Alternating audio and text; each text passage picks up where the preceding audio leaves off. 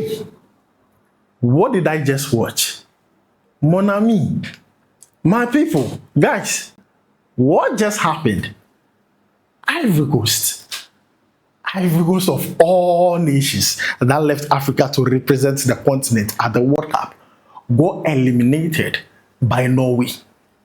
Is it that African teams cannot beat this Norway team? What is happening?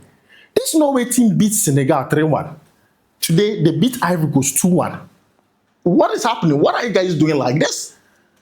As an African, please tell me how you feel. Because I feel disappointed in this Ivory Coast team. Honestly speaking, I had high expectation for this team to go as far as the round of 16 or the quarterfinals. But just look at their performance. It was bad today.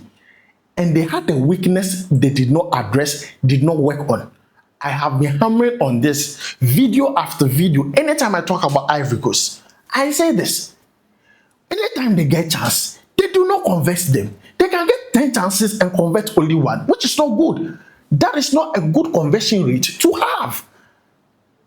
The last time they played their last group game, this is why I said against a team that was going out of the tournament, they were still struggling to convert their chances. And this is what I said. Just listen. I have noticed something about the Ivory Coast team, and it's a very big problem. If they do not solve it, it's going to affect them. But they were not good, especially with their finishing. And that is where I feel like Ivory Coast have a problem. Because against Ecuador, yes, Ecuador, they were getting chances, but Ivory Coast were also getting chances in that game. They were lucky to have gotten that goal in the last minute through Diallo. Against Germany, we all saw it. They missed chance after chance after chance after chance, and they got punished for it. Only for today, I watched them and they were repeating the same mistakes. Chance after chance after chance. They were missing them. You don't go into games missing because you are going to miss tougher teams going forward. Don't do that. Do not do that. Guys, I told you so. Oh God. Like, I need a minute to take all this in. Because I'm feeling the pain. The number of African countries we want to see progress to the round of 16 is now reducing. Now 2 are gone. South Africa gone. Ivory Coast gone. I'm going to hit my chest and say, if Nigeria Super Eagles catch this Norway team, do not take anything less than 5. That is the honest truth. If Ghana catches this Norway team, do not take anything less than 3. That is the honest truth. Look at what they did defensively. That is an abomination. Defensively, Ivory Coast, disorganized. I've never seen some before. What is all this? Look, let me put you guys on. I have a defender here which is very good. This is Camel's Zesty Lime Fresh, an antiseptic. Very good for bathing, for cleaning, and also for disinfecting. Look, this is a defender you can trust to protect you every single time. Very good. But the not good is the Ivory Coast defenders. Today, they're really disappointed. And I'm not going to even blame them. They're not the only ones going to take the blame. The coach, Immense Fee, he needs to come out and come and explain to us, Africans, why he decided to approach the game the way he did. Let's say you don't know anything about football. Let's say you don't know anything about football. And you are going to play against Norway. Looking at their physical appearance, you know that these players are giants, very tall. Look at Solot. Look at Haaland. The list goes on. Very tall players. What makes you think playing a crossing game against Norway is going to get you results? MSF, I really need answers. I'm not going to lie to you. What makes you think playing a crossing game is going to help you? And the annoying part is the crosses were not even going to the center forward. The center forward who started that game, but the crosses were not going to him. The crosses were going from one winger to another winger. Go and watch that first half. So bad. Now, even though that was not working, they were still getting chances in that game. They had some of the big chances or clear chances in that game and did not take it, especially for the first half of the first half, like the first 30 minutes of the first half. You can keep keep on doing the same mistake and think, oh, Jesus. I feel bad. I feel bad for Ivorians. I feel bad. Like, I want to ask MSV, why didn't you start Ahmad? Why didn't you start him? What was the idea? Why didn't you start Seko Fofana? What was the idea? These players are tall. So having Seko Fofana in this game would have been an advantage. But no. He decided to go with something else. Ahmad came off the bench and you could see impact. I don't want to hear anything about Ahmad is not a starter. Exactly what you needed in that game was Ahmad, someone who was clinical. That is what you needed, Ahmad. Against Ecuador, who came in to give you the winning goal? It was Ahmad. You can't tell me he's your what? He's your super sub. You have other players there who can be super sub. You start Ahmad. This is a game where I felt like midfield-wise, Ivory Coast did not really give me what I wanted. Looking at the players playing in midfield, Frankesi. Come on. I feel pained. I feel pained. Like, they are my neighbors. I feel pained for them. That is the honest truth. I feel pained. They are gone. Jesus. Look, as an African, I really need you to tell me how you feel about the game, because it is painful to know that another African country is going, and it's not just any African country, one African country that we all believed they are going to do well. In fact, they're rather disappointed. They become the second African country to go.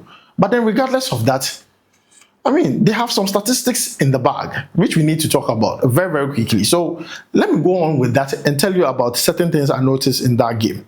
Now let's talk.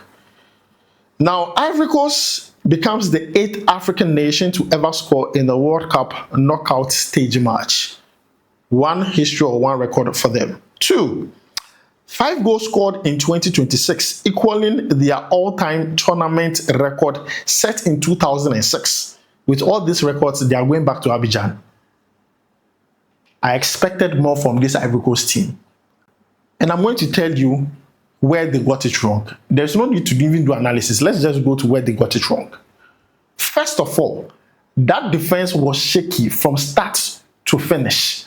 Albadio and Kosunu, they really disappointed. It was as if these two did not even understand what it takes to organize a defense. Lack of communication, lack of anticipation, lack of focus. Everything you look. It was just crazy. How do you allow Pepe to be the one defending that ball from Nusa? Look at that first goal that was scored by Norway. Guess the player trying to block that ball. Pepe, a forward. So where was the right back? That defense really disappointed. Once again, I'm introducing to you a defender who is not going to disappoint you. This defender, very reliable. Camel's zesty lime fresh, very reliable, and it has essential pine fragrance in it. It kills 99.9% of germs. This is good. A defender you can trust. Not Abadio and Kosunu. Like, they're really disappointed. Like, I trusted you guys to protect the goal line. And no, they couldn't do that. Now, when Ivory Coast came into the game, this is the second mistake they did in that game. When Ivory Coast came into the game and had an equalizer, you would be hoping that that momentum would fuel them to do what? To get a winner or probably take the game to Norway, because Norway were rather sitting back. But after equalizing, what did they do? They rather went to sit back. For what? Why did you go and sit back? For what? Why are you sitting back? That is another mistake. I don't know. Why are you sitting back? Who even brought that tactics that when you equalize a game, go and sit back? So Ivory Coast want to tell me that they were waiting for extra time just to waste our time? Win that game. Kill that game. They allowed Norway into the game after they equalized, which was a button. Honestly speaking. And today, the biggest mistake of all is the chances they did not convert. Pepe. Bad decision making every single time in the final third. Yan Diomandi, same thing. Like, we had seen it several times. And I'm asking myself, MSV, Why didn't you try more of what you did to get the equalizer? Try to drive through the middle. Because when they were trying to defend that 1-goal lead, that midfield was just there, an advantage for you to take. No. Once you tried it once and it was okay for you, you forgot. That midfield, why don't you try more balls through the middle? This is why you need Seko Fofana in a game like this. A player who can shoot from outside, a player who can provide assists, a player tall enough to win games. And Ivory Coast, those Ivorians know what I'm saying is true. Ivorians know. If you go out there, everyone is disappointed in Ivory Coast because it is something that we kept on seeing. Against Germany, they did the same thing. Had a very brilliant first half. Second half, they were punished because they did not take their chances. I'm just shocked because this Norway team, it's not like they are a better team. People are meeting better teams and they are playing and they are winning. Look at Morocco facing Netherlands, both for both. Norway, I said this Norway team, Nigeria will score them, Ghana will score them, even Cote can score Norway. It is the honest truth. Ivory Coast has really disappointed in this tournament. It's just crazy. I think if you watch that game, you understand where I'm coming from and how I'm feeling because it is something I saw. It is something we all saw. Their conversion rate was just too bad. And today it reflected. You can't keep on missing chances and think, oh, you get away with it, you know. Starting 11 was bad. The approach to the game was bad. You are going to play against top players. You are playing a crossing game. First half crossing, second half crossing. I'm just asking myself, so nothing prompted this coach to switch the play through the middle, or allow the wingers to cut in and dribble. And no, all the wingers, they were dribbling, apart from Ahmad, who came in and changed things. And I think Ahmad would walk away as the man of the match because look at that free kick, look at that. Excellent. Excellent. It's just rather sad that a crop of players with much talent were not able to show their potential at the world stage when it was needed. This is a big loss to Africa. So disappointed in Ivory Coast. Big loss. Big loss. Big loss to Africa. But then they shouldn't worry. Ghana will make them proud. Yeah. Look, the way things are looking like, it looks like Ghana has to just, because if we don't take time, most of the African countries will be out. This is one game where I could bet on that. No, Ivory Coast were going to progress to the round of 16. I could bet money on it. Guys, let me know how you think about this because this is crazy. This is sad. It makes me just sit down and appreciate what the Ghana defenders have done so far. Jerome Opoku and Jonas Ejejete. Like, I know if they were playing against Norway, they would have done a better job in terms of defending and also man-marking Haaland. Look at the goal Haaland scored. Where was the goalkeeper going to? Where was the goalkeeper? Like, I really want to... Where were you going to? 3 players were going to the player who was about to, cross the ball to Haaland. The goalkeeper also followed, making 4. What kind of defense is this? No leadership at the back. Like, that was just like what killed the whole game. At the end of the day, just a defensive disaster and abomination. It is what it is. They are out. And then Norway are going to face Brazil in the next round, in the round of 16.